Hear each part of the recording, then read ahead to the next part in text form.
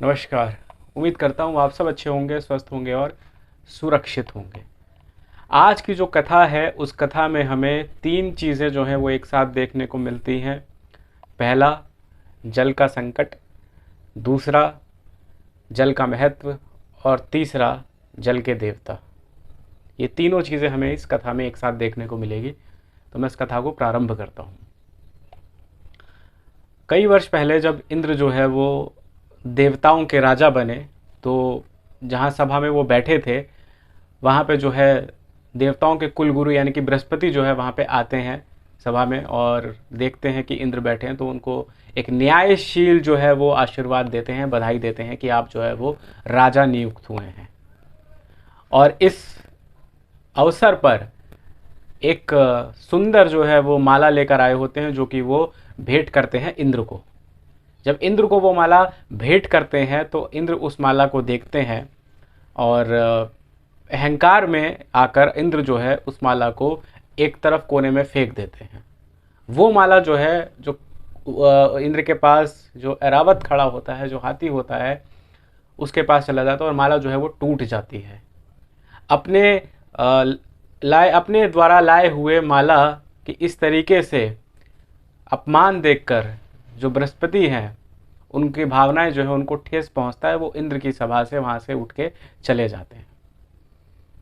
इधर ये बात जब असुरों को पता चलता है, तो असुरों में इस बात की खुशी दौड़ती है कि अब इंद्र को जो है वो युक्ति देने वाला कोई नहीं बचा, क्योंकि गुरु चले गए। गुरु का महत्व जीवन में हमेशा होता है, ये बात याद रखिएगा।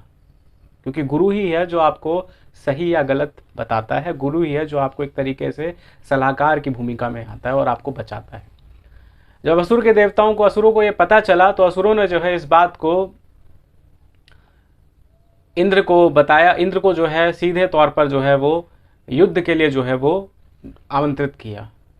जब इंद्र को युद्ध के लिए पता चला कि असुरों ने जो है वो युद्ध के लिए मुझे बुलाया है, तो इंद्र जो है वो ब्रह्मा के पास गए। ब्रह्मा जी ने सारी कहानी सुनी। ब्रह्मा जी ने कहा कि इस पूरे प्रकरण में चूंकि तुमसे जो है वो तुम्हारे देवगुरु जो है वो रूठ गए हैं, और अब जो है तुम्हारी मदद जो है वो एक ही शख्स कर सकता है, और वो है विश्वरूप। लेकिन एक बात याद रखना, जब तुम विश्वरूप के पास जाओगे तो अपने अहंकार को एक तरफ करके जाना, क्योंकि ये गलती तुम पहले कर चुके हो। अब इंद्र तो इंद्र हैं, अपने अहंकार को, अपने स्वाभिमान को एक तरफ रख के जाना, लेकिन उनके पास कोई दूसरी जो है वो ऑप्शन भी नहीं था। उनके पास एक यही जो है वो रास्ता था।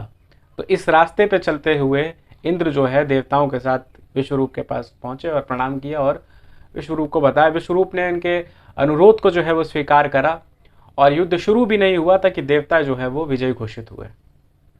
लेकिन सत्ता एक ऐसी चीज़ है जिसके जाने का भय हमेशा बना रहता है, और ना जाने उसके जाने के भय में इंसान क्या क्या कर देता है, व्यक्ति क्या क्या कर देता है।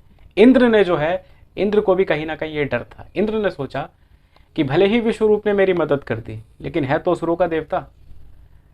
हो सकता है कि ये इसने मेरे साथ होने का नाटक किया हो और ये उनके साथ हो। तो इंद्र जो है इस षड्यंत्र को अपने मस्तिष्क में जो है वो पालते हैं और इसको लेके जाते हैं और विश्वरूप की जो है वो हत्या कर देते हैं। जब विश्वरूप की हत्या हो जाती है और ये बात विश्वरूप के पिता को पता चलती है, त्रस्त को, तो त्रस्त जो है वो क्रोधित हो जाते हैं और यज्ञ करते हैं। और उस यज्ञ से जो जन्म लेता है, जो असुर जन्म लेता है, मायावी शक्तियों से बना हुआ जो असुर जन्म लेता है, वो जो है प्रकट जब होता है तो वो पूछता है, उसका नाम होता है वृत्तावर। वृत्तावर पूछता है कि मेरा प्रकट होने का कारण क्या है, लक्ष्य क्या है। तो जो विश्वरूप के पिता हैं वो कहते हैं कि तुम्हारा एक ही लक्ष्य, तुम्हें अपने बड़े भाई की मृत्यु का जो है वो बदला लेना है, जाके उस घमंडी इंद्र को बताओ। इधर वृत्तासुर चल देता है। चारों तरफ जो है वो हड़कंप मचाता है, चारों तरफ जो है वो तोड़ फोड़ सब वो विनाश करना शुरू करता है, और इंद्र से जो है उसका युद्ध शुरू होता है। इंद्र हारने ही वाले होते हैं कि जब तक जो है जल के देवता वरुण वहां आ जाते हैं और इंद्र को जो है बचा लेते हैं।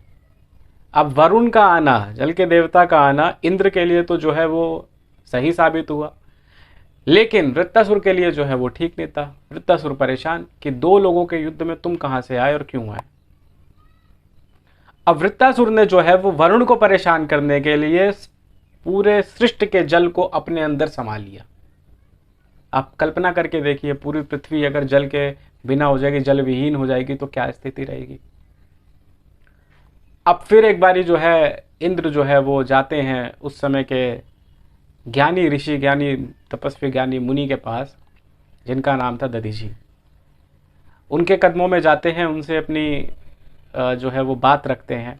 वो थोड़ी देर तपस्या में होते हैं, थोड़ी देर के बाद वो अपनी आंखें खोलते हैं और बोलते हैं कि मेरे शरीर को गला दे, मेरे शरीर को गला दे, और इससे जो अस्त्र बनेगा वही एक ऐसा अस्त्र है जो इस वृत्तासुर जैसे दानव को जो है वो मार सकता है, असुर को जो है वो मार सकता है।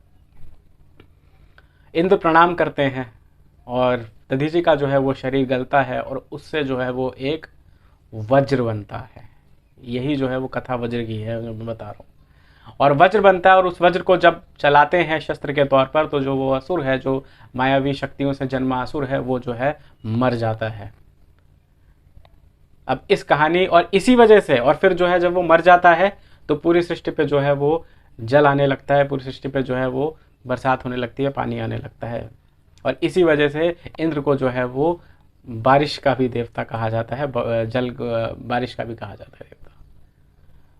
अब इस कहानी का सार यह है, क्या है इस कहानी का सार? तो इस कहानी का सार यह है दोस्तों कि ये हमारी धार्मिक ग्रंथ ही है, या ये हमारी धार्मिक कथा ही है, जिसमें एक ऐसी बात बताई गई, एक ऐसी व्यवस्था थी कि जिसमें शरीर गलाने से एक अस्त्र तैयार हुआ और उस अस्त्र ने जो है एक मायावी असुर का जो है वो विनाश कर दिया। उम्मीद करता हूँ आपको ये कथा पसंद आई होगी। मैं मिलूंगा आपसे अगले सप्ताह किसी नई कथा के साथ, किसी नई कहानी के संग। तब तक के लिए अपना ध्यान रखिए, मस्त रहिए, मुस्कुराते रहिए। नमस्कार।